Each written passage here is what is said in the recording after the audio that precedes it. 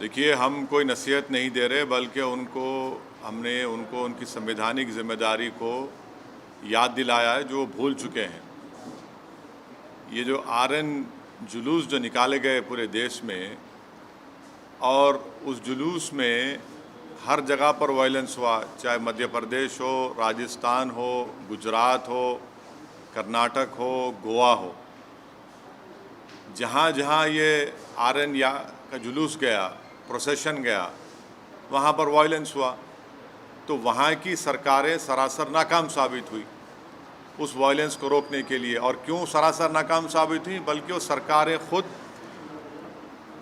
जो अंग्रेज़ी का लफ्ज़ इस्तेमाल करूँगा, कि ये तो जो गड़बड़ हुई वो स्टेट कॉम्प्लिसिट वायलेंस था। स्टेट कॉम्प्लिसिट वायलेंस हुआ है।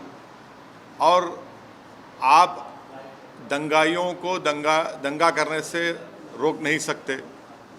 परमिशन जुलूस का देने वाली सरकार, जब आप परमिशन दे रहे हैं तो जिम्मेदारी बीजेपी और जो वहाँ की सरकार है उनकी होनी चाहिए कि कोई वायलेंस ना हो। तो जो भी वायलेंस हुआ आरएन यात्रा या जुलूस में, वो स्टेट कॉम्पल्सिड वायलेंस है। और दूसरी बात यह है कि पत्थरबाजी हुई, फिर आप घर तोड़ देते हैं मध्य प्रदेश में। किस बुनियाद पे घर तोड़ते भाई आप? ये तो ये जेनीवा कन्वेंशन का वायलेशन है।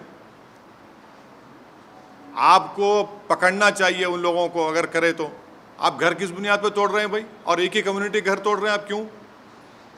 और आपको कौन ने अख्तियार दिया घर तोड़ने का? चलिएगा, इलीगल है तो नोटिस दीजिए। क्या वही घर इलीगल है, दूसरे घर इलीगल नहीं है? एक ही कम्युनिटी के मध्य प्रदेश में आप घरों को तोड़ते हैं। और जो बच्चे अभी अडल्ट नहीं हुए, 70 बच्चों को आप उनको मारपीट करते हैं। और फिर दुनिया ने वीडियो देखा कि महिलाओं को, ज़ईफ़ महिलाओं को, बुज़ुर्ग महिलाओं को, 70 साल की महिलाओं को आप उनको मार के हाथ और पैर तोड़ देते हैं उनका। पुलिस तोड़ती है उनका, मध्य प्रदेश की पुलिस। ये आप काम कर रहे हैं। राजस्थान में हुआ, क्या कर राजस्थान कांग्रेस सरकार? भाई आपकी सरकार ने उनको परमिशन दिया। जब परमिशन आप देते हैं तो कैसा वायलेंस होता है फिर? घर जलाए जाते हैं, वहाँ पर दुकानें जलाई जाती हैं, टारगेटेड घर जलाए जाते हैं राजस्थान में, कर्नाटक में होता है ये। तो ये पूरे कंट्री में इतने 6-7 प्रदेशों में अगर हो रहा है, तो ये देखिए, ये एक ऐसा नहीं है, पूरा प्लानिंग से हो रहा है ये। और आप टारगेट कर रहे हैं वो मुस्लिम माइनॉरिटीज़ को। सिर्फ क्यों कर रहे हैं भाई मुस्लिम टारगेट? आप पहले आप बोलते हिजाब नहीं पहन सकते, सेकुलर स्टेट है। गोश्त नहीं खा सकते, सेकुलर स्टेट है क्या? फिर आप कानून बना देते फिर उसके ऊपर। कहाँ पे रुकेगा बात? ये mob lynching, state sponsored violence, अब स्टेट कॉम्प्लिसिट वायलेंस, और संघ परिवार लो इंटेंसिटी वायलेंस कर रही पूरे देश में। ये परफेक्ट कर चुके हैं अपनी चीज़ को। लो इंटेंसिटी वायलेंस करते हैं, यहाँ करो, वहाँ करो, इधर करो। सरकार की जिम्मेदारी बताइए? सरकार की जिम्मेदारी है ही नहीं है। आप सो रहे थे, कैसा दंगा होने दिया आपने? कितने पुलिस वालों को सस्पेंड किया आपने? कितने आईपीएस अफसरों को सस्पेंड किया आपने? इससे बात साबित हो रही कि आपकी पूरी रजामंदी से, जिसको हमने कहा अंग्रेजी का लफ्ज़ स्टेट कॉम्प्लिसिट वायलेंस है। बिहार में होता है, हमारे खिलाफ बातें करते हैं, बकवास करते हैं। कैसे मस्जिद के बजा के झंडा लगाते हैं भाई? आप बताइए, कैसे लगाते हैं कोई भी? इसका जिम्मेदार कौन है? मैं हूं जिम्मेदार उसका। तो ये सब चीज़ें हो रही हैं।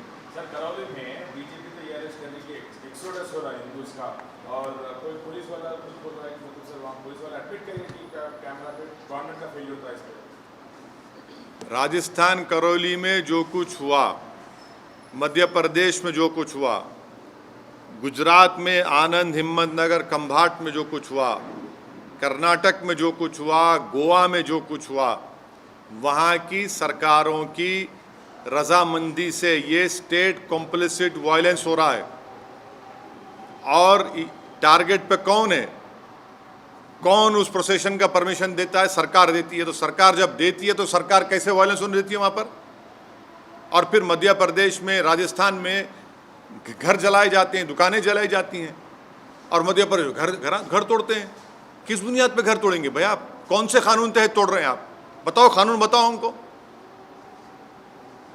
और आप मासूम बच्चों को 13-14 साल के बच्चों को पकड़ के पीटते हैं, मारते हैं, रोड पर लटाकर उनको। सर ये बताइए, रामनवमी के दिन जेएनयू में एक ये मटन नहीं खाना या नॉनवेज नहीं, आस्था के लिए आस्था मेरी आस्था नहीं है क्या? मेरी आस्था भी है हिजाब पहनना, मेरी आस्था नहीं है।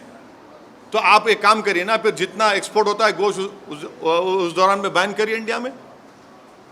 मैंने गोश्त का एक्सपोर्ट आप बैन नहीं करेंगे क्योंकि आपको डॉलर मिलते हैं, और वो जो मासूम बेचारा जो दिन में 100 रुपये 200 रुपये कमाता, उसके कारोबार को आप लगाते हैं। आस्था की बुनियाद पर देश चलेगा या संविधान के ऊपर चलेगा? बता दीजिए आप।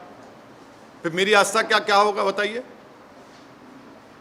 मेरी आस्था भी है रमजान है, फिर शराब की दुकानें क्यों खुली पड़ी हुई है? क्या देश संविधान से चलेगा या आस्था पे चलेगा आप? यानी आपकी आस्था सबसे इंपॉर्टेंट है और दूसरों की आस्था क्या भाड़ में जाए? आपने हिजाब की बात की तो कहा नहीं भाई यूनिफॉर्म है, फिर यहाँ पर यूनिवर्सिटी में क्या गोश्त खाना क्या आस्था आ गया? कहाँ से देश कौन सी राह पे जा रहा है? बीजेपी को, संघ परिवार को हम शुरू से कह रहे हैं कि जिस राह पे आप इस देश को लेकर जा रहे हैं इससे देश कमजोर हो रहा है, देश कमजोर हो रहा है। ये सरकार की जिम्मेदारी है। तो आरएसएस कहाँ से सर? आप हाँ, आप आरएसएस को नहीं जानते, हम जानते हैं ना। आरएसएस का स्टेट वायलेंस बोल रहे हैं। आपको हम बोलेंगे किताब पढ़ो। We our nationhood defined, bunch of thoughts, ये 2 किताबें आप पढ़ लो जिसमें आरएसएस के उस वक्त के सर संचालक खुद कह रहे हैं कि जब जुलूस निकलता था तो मैं बाजा बजाता था बोल के।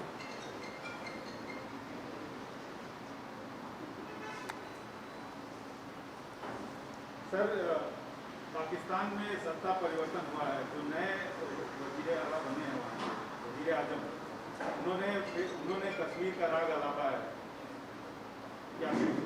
अभी ये तो भारत सरकार को जवाब देना चाहिए उनका। भारत सरकार उनका जवाब दिए, प्रधानमंत्री तो मुबारकबाद पेश कर दी उनको। नहीं, आप हमसे सवाल कर रहे हैं। नहीं सुनिए, नहीं प्रधानमंत्री ने क्या जवाब दिया? प्रधानमंत्री ने मुबारकबाद दे दी उनको। देश के प्रधानमंत्री को मुबारकबाद दिए हैं उनको। नहीं, प्रधानमंत्री ने उनको मुबारकबाद दी है और कहा कि भाई इस खित्ते की अमन के लिए हमको अमन को बरकरार रखना चाहिए, टेररिज्म ख़त्म करना चाहिए। अब देश के प्रधानमंत्री मुबारकबाद दे रहे हैं तो ओवैसी से क्यों सवाल किया जा रहा है? आप कश्मीर से हमसे सवाल क्यों करते हैं? प्रधानमंत्री से भी करिए। अरे हाँ, जब नहीं देश के प्रधानमंत्री जब मुबारकबाद दे रहे हैं शहबाज शरीफ को, तो ओवैसी को क्यों घसीट रहे हैं इसमें आप? सर लेकिन इमरान खान ने भी अपने फॉरेन पॉलिसी को तारीफ देश के प्रधानमंत्री ने शहबाज शरीफ को, सुनिए, देश के प्रधानमंत्री ने शहबाज शरीफ को मुबारकबाद दी है। देश के प्रधानमंत्री ने, जब शहबाज शरीफ के बड़े भाई नवाज शरीफ प्रधानमंत्री थे उस मुल्क के, तो अफ़गानिस्तान से अचानक जब उन्होंने देखा कि शहबाज शरीफ के घर में लाइट दिख रही तो उन्होंने उतर गए, वहाँ पर दावत में चले गए बिन बुलाए मेहमान बनकर। हैं, हमको क्यों बोल रहे हैं? फिर उसके बाद पठानकोट हुआ, आप प्रधानमंत्री से पूछिए, वो मुबारकबाद दिए हैं।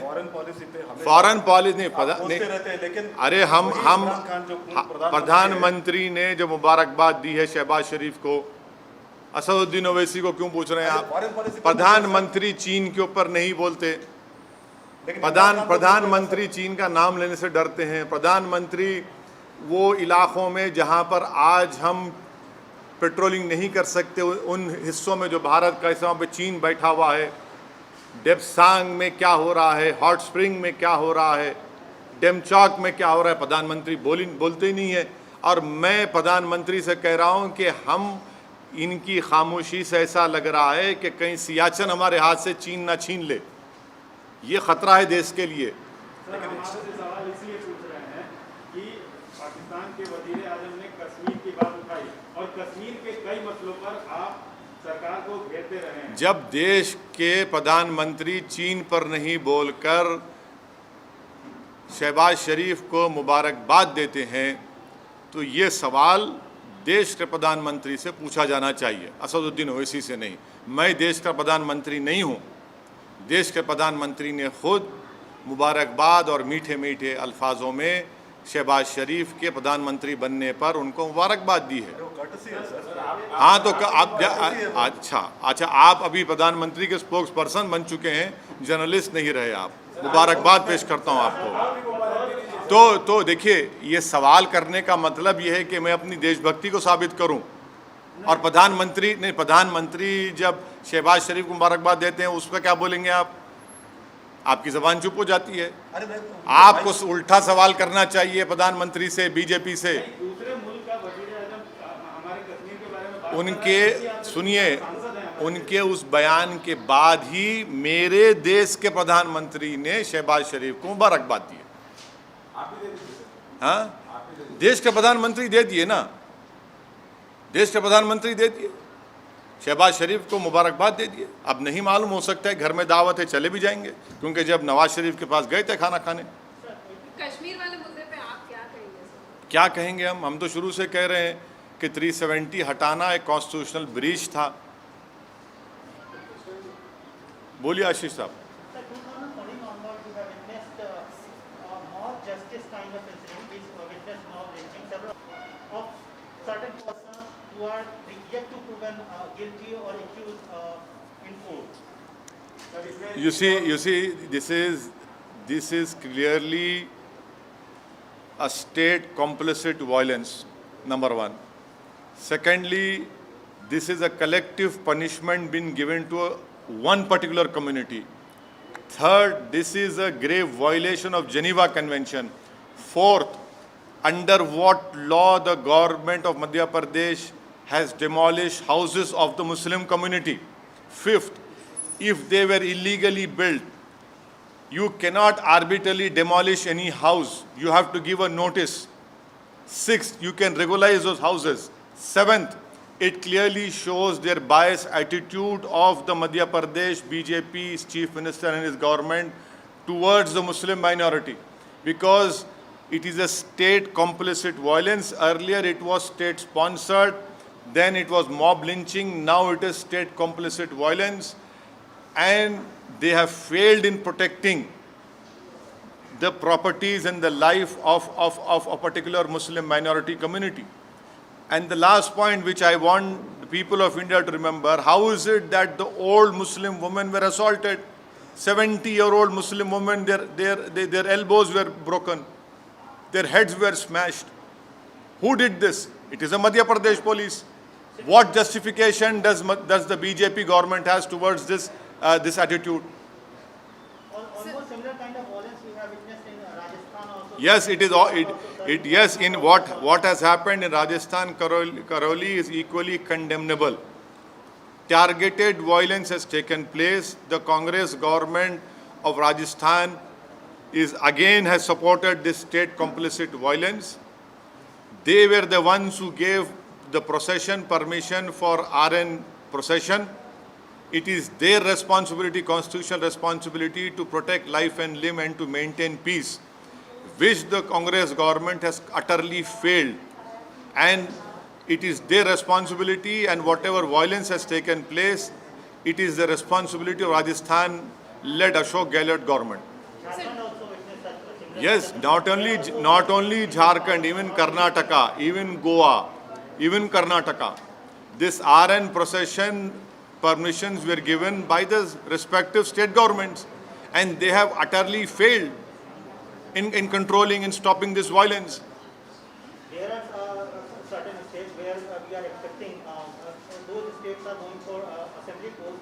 Ahead of That is not the issue. The issue is that you have to discharge your constitutional responsibility, which these respective state governments have completely failed. This is what I call state complicit violence. And once again, the Muslim community has been targeted in what happened in all these states in this RN procession. Sir Shivraj Singh Chouhan ने bulldozers चलवाए, आप कह रहे हैं Muslim community को target कर रहे हो क्या? बिल्कुल। कौन से कानून के तहत आप बुलडोजर चला रहे हैं बताइए? इलीगल कब्जा था तो आप नोटिस क्यों नहीं देते? क्या इलीगल कब्जा सिर्फ मुसलमानों का है, दूसरे लोगों का इलीगल कब्जा नहीं है? बड़े बड़े जो बिल्डिंग खड़ी हुई हैं, चाहे किसी भी हो, उसका नहीं है। अगर आप इलीगल है तो आप नोटिस दो उनको या रेगुलाइज करो उनको। एक गरीब का टीन का शेड तोड़कर आपको कौन सी खुशी मिल रही है? ये तो सैडिस्टिक प्लेजर ले रहे हैं आप इन चीजों को कर कर, आप मॉब रूल कर रहे हैं आप। BJP is calling it as exodus. What do you want to say? BJP Which, is calling it as where? Rajasthan and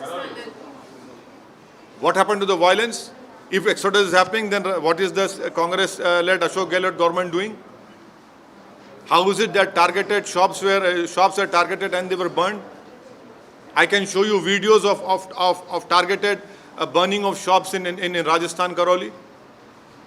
It is that government has failed in controlling the violence, and the Sangh Parivar has mastered this art of low intensity violence.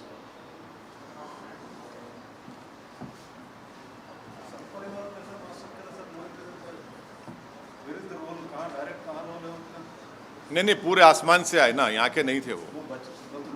नहीं, सही है, बिल्कुल से आसमान से आए थे। और जो वीडियोस जो आ रहे हैं उनके नारों के, उनके प्रोवोकेटिव बकवास के, एक जगह भी लोकलाइज जो भी थे वहाँ पे लोकलाइज क्यों? हाँ, और बिहार में मुजफ्फरनगर में वहाँ पर मस्जिद के ऊपर झंडा लगाना। RSS वाला था सर वो। बिल्कुल, कौन रहते फिर वो लोग? कौन है? संघ परिवार। देखिए, वो संघ परिवार के लोग हैं, नहीं है? आप तो नहीं ना संघ परिवार के। सर, आप RSS को क्यों संघ परिवार के लोग इस देश में लो इंटेंसिटी वायलेंस करने के लोग मास्टरी हासिल कर चुके हैं। कैसे कोई जुलूस के दौरान में मस्जिद के ऊपर झंडा लगा सकता है? पुलिस क्यों खामोश बैठी थी? क्या हम नहीं देख रहे कि आप हिजाब शुरू होता, कभी गोश्त शुरू होता, कभी दिल्ली का राइट होता, कभी मॉब लिंचिंग होती है? क्या हो रहा है फिर ये? इनका फायदा क्या होता है सर? लोग ये बहुत अच्छा हेट्रेड है। हेट्रेड आप पैदा कर रहे हैं इस देश के नागरिकों के खिलाफ, जो एक मजहब पे चलने वाले हैं। आप उनके खिलाफ हेट्रेड पैदा कर रहे हैं। सर उत्तर प्रदेश में जैसे बुलडोजर हिट हुआ, तो ये मध्य प्रदेश में जो बुलडोजर चला, आपको लग रहा है कि इसका विस्तार है? बुलडोजर का जो कॉन्सेप्ट बना है नया, उसका विस्तार हो रहा है? अगर आप किसी का भी घर तोड़ रहे हैं बगैर नोटिस दिए, तो वो नंबर 1 एक कलेक्टिव पनिशमेंट है कम्युनिटी के खिलाफ। सेकेंडली, अगर वो इलीगल तरीके से बनाया गया तो नोटिस देने का ये प्रिंसिपल्स ऑफ नेचुरल जस्टिस के खिलाफ है कि बगैर नोटिस दिए उसको तोड़ रहे हैं। थर्डली, आप वायलेंस को रोकते नहीं हैं, आपकी नाक के नीचे वायलेंस होता है और उसके बाद आप ये सब तमाशे करते हैं। तो ये घर को तोड़ना कौन से कानून के तोड़ रहे हैं घर? बताइए आप। नहीं, मैं दूसरा नहीं, मैं आपको कानून की, संविधान की बात कर रहा हूँ। आप कौन से कानून के घर को तोड़ रहे हैं? बताइए हमको। बगैर नोटिस दिए आप, ये तो जेनीवा कन्वेंशन के खिलाफ है। वो आपकी बात सही है सर। नहीं, मैं सही बोलता हूँ ना, गलत कब बोला हूँ मैं? वो एक मानसिकता जो जैसे बुलडोजर जो यूपी चुनाव में हिट हुआ, तो एक तरह से अप्रूवल मिल गया कि हाँ इस तरह से। मध्य प्रदेश में आप जो आरएन प्रोसेशन में जो वायलेंस हुआ उसी पर स्टिक करिए। मध्य प्रदेश में जो घर तोड़े गए मुस्लिम समाज के, वो कौन से कानून के तहत शिवराज सिंह चौहान बीजेपी ने तोड़े? बताओ हमको। आपने क्यों परमिशन दिया जब आप वायलेंस को कंट्रोल नहीं कर सकते? अगर वो इलीगल थे तो नोटिस क्यों नहीं देते आप अपनी नाकामी को छुपाने के लिए, आप अपने स्टेट कॉम्प्लिसिट वायलेंस को छुपाने के लिए आप एक कलेक्टिव पनिशमेंट मुस्लिम समुदाय को दे रहे हैं। ये जेनीवा कन्वेंशन के खिलाफ है, ये इंसानियत के खिलाफ है, प्रिंसिपल्स ऑफ नेचुरल जस्टिस के खिलाफ है। इसको हर उस शख्स को जो संविधान पर भरोसा करता, यकीन करता, उसको कंडेम करने की जरूरत है इस हरकत को। आपने मध्य प्रदेश में 70-75 साल की मुस्लिम महिलाओं को सर फोड़े हैं, उनके हाथ पैर तोड़ दिया आपने। 13-14 साल के बच्चों को रोड पर लिटाकर आपने उनको पीटा, उनको